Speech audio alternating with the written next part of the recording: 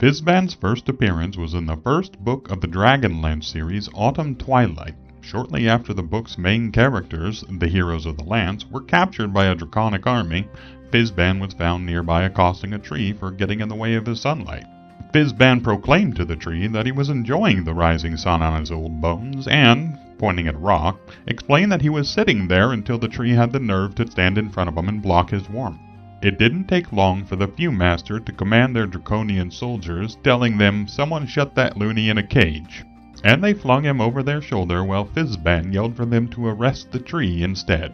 After being tossed in a cage along with the rest of the heroes of the Lance, Fizban did make an attempt at introductions, but it took some additional effort because he forgot his name. Whilst the heroes of the Lance attempted to come up with some sort of a plan to get them out of their unfortunate situation, Fizban had muttered the incantation for fireball under his breath before releasing it into the side of the cage. Luckily, the heroes of the Lance had some excellent reaction time, so none of them took any serious damage. The two draconoids outside of the cage, however, were incinerated with the blast.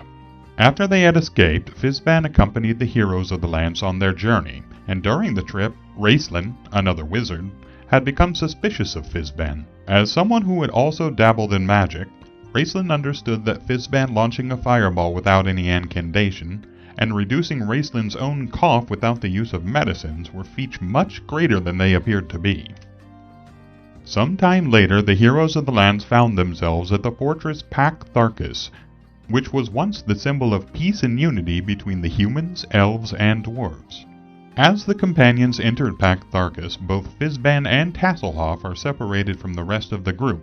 Fizban demonstrated more of his magical ability by conjuring an orb of light keeping the walkway lit for he and the Kender, and it wasn't long before they came across a crack in the wall where they could hear voices, and on the other side was a dragon named Pyros.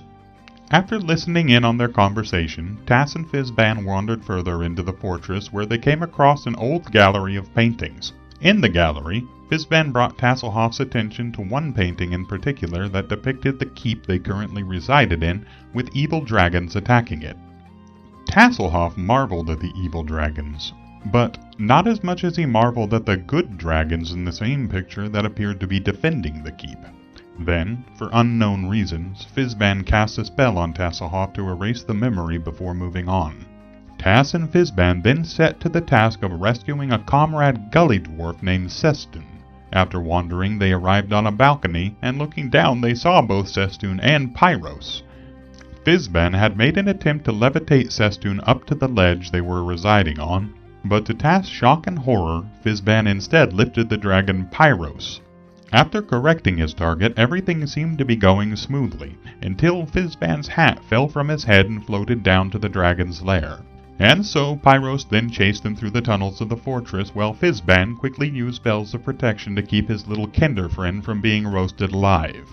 After reaching a room full of mechanisms and pulleys, the two heroes jumped onto a chain and tried to climb it, but Pyros was faster and melted the chain from above their heads, causing Fizban and Tasslehoff to plummet to the floor far below. As they fell, Tasslehoff saw Fizban mouthing words, and suddenly the air around him started to manifest feathers and he could feel his descent slowing.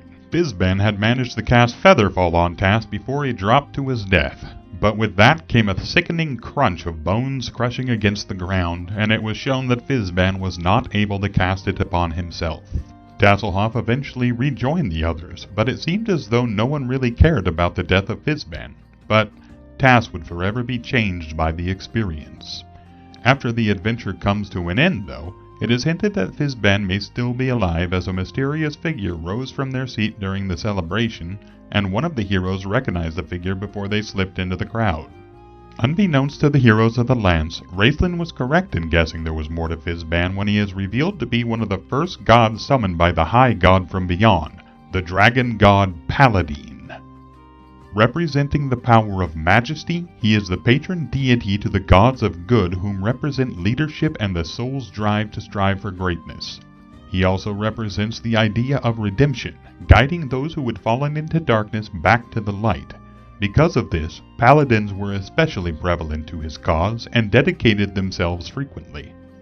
Paladin was Fausta Mishakal, the goddess of healing, and fathered the Kiri Jolesh, Habakkuk, and Solinari. The three represent unity, persistence, and good magic respectively. Paladin despised all gods of evil, but was especially opposed to the god of control and evil, Takhisis, who was his sister that the high god summoned along with Paladin. Over the years, Paladin had appeared to mortals on multiple occasions, sometimes to warn of disaster, sometimes to gift the mortals an object or weapon, and sometimes to appear in an alternate form and join the mortals on their journey. In 422 AC, an event called the Cataclysm rocked the world of Krynn when an overambitious cleric of Paladin invoked the gods to allow him to destroy all evil in the world and hurled what is described as a burning mountain down over the city of Istar. Before this happened, Paladin appeared before a mortal named Loren Soth, also known as the Knight of the Rose. He sent Soth on a quest to retrieve the Rod of Omniscient Wisdom and place it in the hands of the King's Priest of Istar, who ruled over the Holy Empire. He explained that by doing this, Krynn would be spared from the wrath of the gods and redeemed, but in doing so, he would forfeit his life, but failing the quest would have far more dire consequences. It was after this that Paladin traveled to Ansalon. There he would be known as the befuddled old maid Fizban, and it is also revealed that the dragon Pyrite was Fizban's familiar. He was once the companion of Huma Dragonbane and often slips back into that era within his mind, despite it being long gone.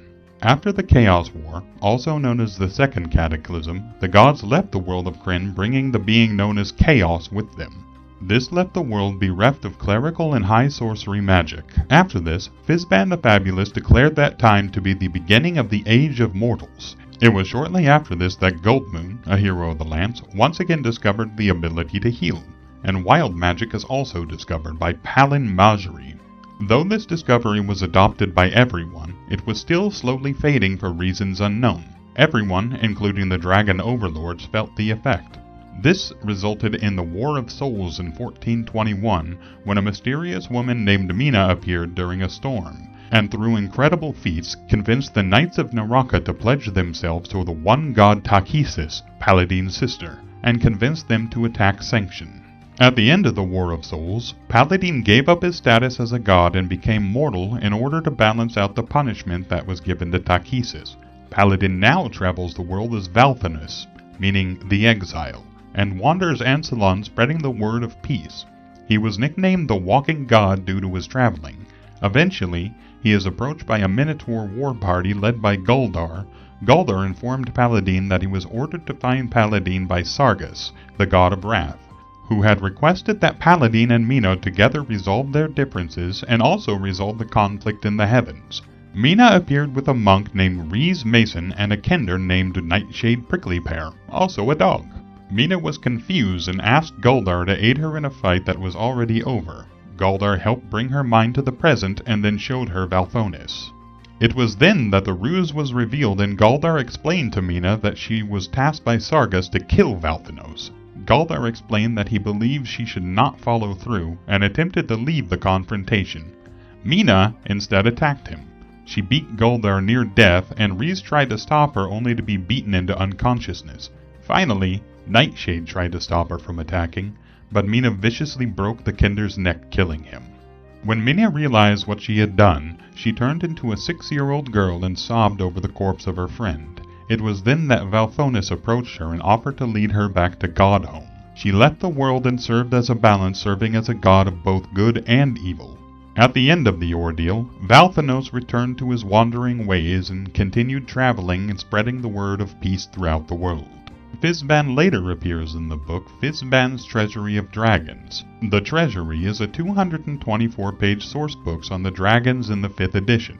While the sourcebook is setting as neutral, it contains in-character marginalia by the wizard Fizban the Fabulous of the Dragonlance setting. The book expands on in-game elements for 5th edition, such as a bestiary focus on draconic creatures, including the addition of gym dragons, draconic-themed player character options, 2 new subclasses, the Way of the Ascended Dragon Monk and the Drake Warden Ranger. It also adds 2 new subraces of Gem and Metallic for the Dragonborn. If you enjoyed this video, please consider subscribing.